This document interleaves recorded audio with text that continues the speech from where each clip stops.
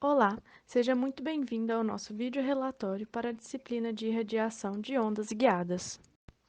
Esse material foi produzido pelo Juan Sana e eu, Beatriz de Matos Campos, alunos do curso de Engenharia Elétrica do Cefet-MG. Nesse vídeo falaremos sobre efeito Doppler, fórmula de Friis, zona de Fresnel, difração das ondas eletromagnéticas e como esse fenômeno contribui para a operação dos sistemas de telecomunicação. Falaremos também sobre a utilização do espectro eletromagnético no Brasil e, por fim, concluiremos. O efeito Doppler é um fenômeno da física referente à variação de frequência percebida de uma onda em movimento relativo a um observador. Esse efeito foi estudado pelo físico austríaco Christian Doppler, e a descoberta foi batizada em sua homenagem, daí efeito Doppler. Imagine a seguinte situação. Uma ambulância com sua sirene ligada desloca-se em uma rua, afastando-se de um observador e aproximando-se de um outro observador. Percebemos que quanto mais essa sirene se aproxima, além de mais alto, o som fica mais agudo, e quanto mais distante, além de mais baixo, mais grave. A característica de agudo ou grave depende da frequência do som, e podemos dizer que quanto maior a frequência, o som fica mais agudo. Agora, vamos pensar somente na sirene emitindo o som. As ondas emitidas por ela são isotrópicas, ou seja, as ondas são iguais em todas as dimensões, e essa onda tem uma frequência bem característica, que é o quão grave ou o quão aguda ela soa. Se a sirene está parada, quando ligamos essa sirene, a propagação do som se inicia, e conforme o tempo passa, as ondas vão se propagando mais e mais. E como a sirene continua ligada, novas frentes de onda vão aparecendo. Cada uma dessas circunferências da figura é uma frente de onda, e ela representa o pico da onda, e a distância entre esses picos gera uma informação muito relevante para esse efeito, que é o comprimento da onda. Isso é importante, pois ajuda a encontrar a frequência dessas ondas. Se as frentes estiverem próximas, essa onda tem altas frequências e, portanto, soa mais aguda. Se elas estão afastadas, a onda soa grave e, em contrapartida, tem baixa frequência. No caso da ambulância, que é movimento, a sirene não vai parar de emitir som para se mover. Então, os dois processos são independentes e, assim, ela emite som enquanto ela se move. E o interessante é que, na direção do movimento da ambulância, a onda é comprimida por conta do próprio movimento. E uma onda comprimida soa como uma onda de mais alta frequência. E, como foi dito anteriormente várias vezes, ela é mais aguda. E as ondas que ficam para trás são ondas mais espaçadas, mais longes, portanto, terão uma frequência menor. Aqui temos a fórmula clássica do efeito Doppler, onde temos que F0 é a frequência aparente percebida pelo observador, FF é a frequência real emitida, V0 é a velocidade do observador, VF a velocidade da fonte e V a velocidade da onda sonora. A fórmula de Friis, ou lei de Friis, relaciona a potência transmitida de uma antena para outra em determinadas condições ideais. Foi desenvolvida por Harold Trapp Friis. Na imagem do slide, podemos ver duas antenas, com várias incógnitas, que serão vistas e explicadas no próximo slide. Na sua forma mais simples, a fórmula de Friis é essa do slide. Dada duas antenas, que foi o exemplo que vimos anteriormente, a razão da potência percebida pela antena de recepção sobre a potência transmitida à antena de transmissão é dada por PR dividido por PT é igual a GT vezes GR vezes lambda sobre 4π vezes o raio, e isso ao quadrado. E podemos ver que as incógnitas são PR como potência recebida, PT, potência transmitida, GR, ganho da antena de recepção, GT, ganho da antena de transmissão, e lambda, o comprimento de onda, que é a distância entre elas.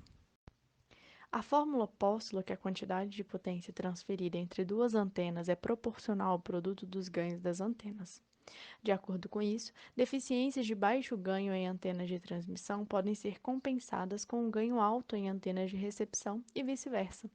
Isso é muito importante em várias aplicações práticas, dado que é por vezes necessário uma antena ter baixo ganho devido a restrições de tamanho, por exemplo, peso ou potência, como acontece com as antenas situadas em satélites ou naves espaciais. Porém, é importante ressaltar que essa fórmula simples é aplicável apenas sobre as seguintes condições ideais. As antenas têm que estar em um espaço aberto, não obstruído. É tida como a potência disponível nos terminais da antena de recepção e não será totalmente entregue ao receptor, a não ser que haja adaptação de impedância com a antena. É tida como a potência disponível nos terminais da antena de transmissão. Não será totalmente entregue a potência de transmissão, a não ser que haja adaptação de impedância com a antena. As antenas elas estão alinhadas sobre a mesma polarização e orientadas de maneira que cada antena radie na direção de máxima radiação da outra. As condições ideais quase nunca são alcançadas em condições terrestres ordinárias, devido a obstruções, reflexões e, ainda mais importante, devido a reflexões na Terra.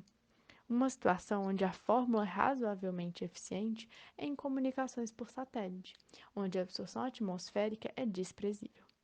Outra situação ocorre em salas desenhadas para minimizar reflexões. Desenvolvida por Augustin Jean Fresnel, a zona de Fresnel é um dos teoricamente infinitos elipsoides concêntricos que define os volumes do padrão de radiação, que geralmente são de abertura circular. A primeira zona de Fresnel é circular e as subsequentes são coroas circulares em seções transversais. A zona de Fresnel determina a área em torno da linha, visada onde poderá introduzir interferência no sinal, caso seja bloqueado.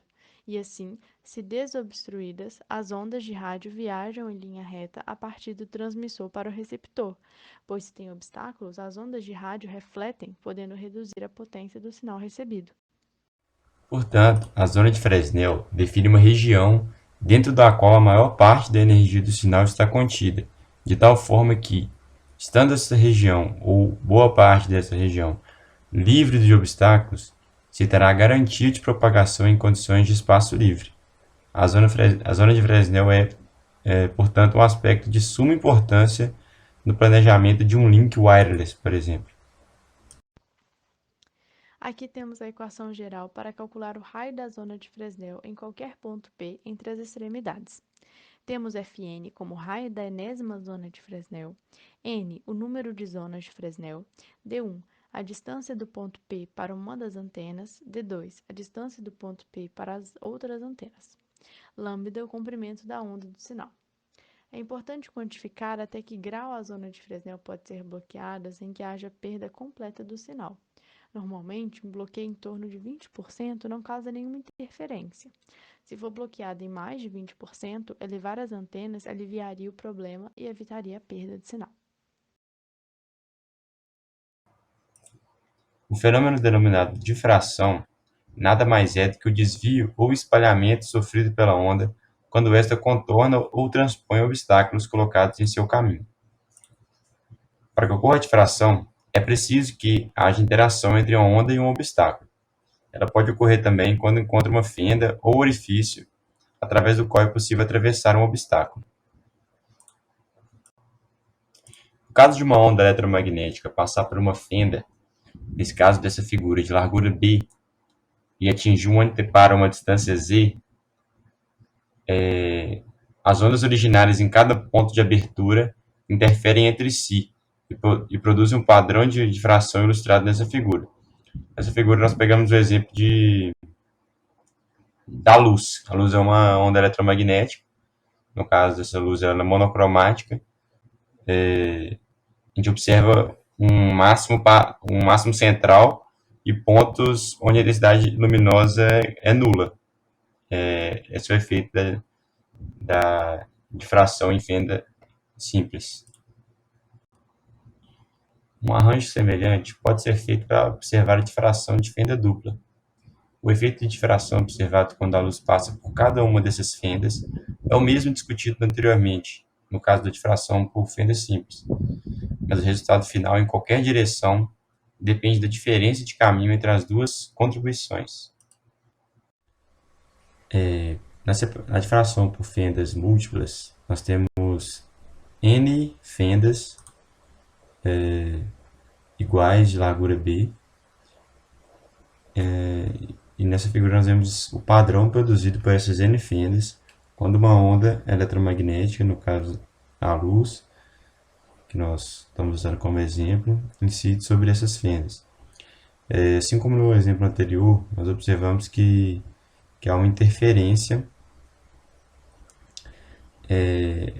quando a luz que passa por uma fenda ela interfere com a que passa pela outra fenda, que produz no antiparo algumas franjas de máximos e mínimos, e nós chegamos à conclusão novamente que o padrão observado para essas franjas é o produto entre a função de difração e a função de interferências entre as fendas, das N fendas.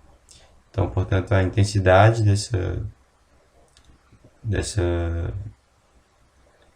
da onda eletromagnética é dada por essa fórmula abaixo.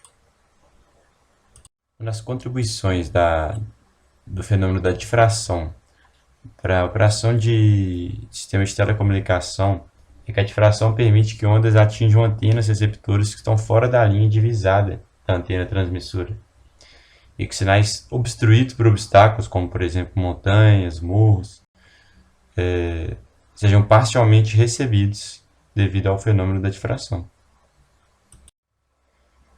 Em sistemas de telecomunicações, é importante calcular a atenuação causada por difração em montanhas. Para este fim, o modelo mais utilizado é o modelo de gume de facas. Se algum obstáculo interrompe parte da frente de onda, os radiadores comporão uma nova onda com características de frente de onda diferentes da onda original. Isso utiliza o princípio de Huygens, onde cada frente de onda atua como uma nova fonte, gerando novas ondas. Isso explicaria o princípio da difração. Este modelo para o cálculo é utilizado para obstáculos com formatos que se assemelham a uma faca, que são objetos íngremes e não arredondados. Esse modelo também de gume de faca produz a perda mais baixa de qualquer outro modelo. Conforme a Lei nº 9.472, de 16 de julho de 1997, foi criada a Agência Nacional de Telecomunicações, mais conhecida como Anatel. A ela compete manter o plano com a atribuição, distribuição e destinação de radiofrequências associadas aos diversos serviços e atividades de telecomunicação. Algumas nomenclaturas das faixas de frequência que possuímos no nosso espectro eletromagnético no Brasil. A subdivisão métrica vai desde as ondas miriamétricas, que são as ondas de frequência de 3 a 30 kHz, até as ondas decimilimétricas, que são ondas de 300 a 3.000 GHz. Cada uma delas possui um símbolo para a associação e o número da faixa. Quanto à atribuição e destinação de faixas de radiofrequências, os serviços são listados em duas categorias diferentes, em função da forma de uso do espectro da radiofrequência. São serviços primários, que são apresentados em letras maiúsculas, e os serviços secundários, que são apresentados em letras minúsculas com a inicial em maiúsculo. A União Internacional de Telecomunicações divide o globo terrestre em 3 regiões, conforme o mapa apresentado, para fim de administração do espectro das radiofrequências. Essas administrações são responsáveis por acompanhar as atribuições que são definidas para as faixas de frequências, aprovadas em assembleias pelos representantes desses países membros durante as conferências mundiais que são realizadas periodicamente na sede da União Internacional de Telecomunicações, também chamada de UIT. A região na qual o Brasil pertence é a região 2, que é constituída pela administração dos países da América. No plano de atribuição, destinação e distribuição de frequências no Brasil, criado pela Anatel, é possível encontrar algumas tabelas interessantes, como essas apresentadas abaixo. Nesse caso, na coluna 1, apresenta a atribuição de faixas de frequência definidas pela União Internacional de Telecomunicações para os países compreendidos na região 2, e a coluna 2 apresenta a atribuição das faixas de frequência em vigor no Brasil, definido pela administração brasileira por intermédio da Anatel. Portanto, na região 2 temos as faixas de frequência, serviços primários, serviços secundários, todos possuindo uma nota internacional. E no Brasil, temos notas específicas do Brasil para esses serviços. Estas foram as nossas referências utilizadas para a realização deste relatório. Obrigado. Muito obrigada. Caso tenha ficado dúvidas, nos contate por e-mail.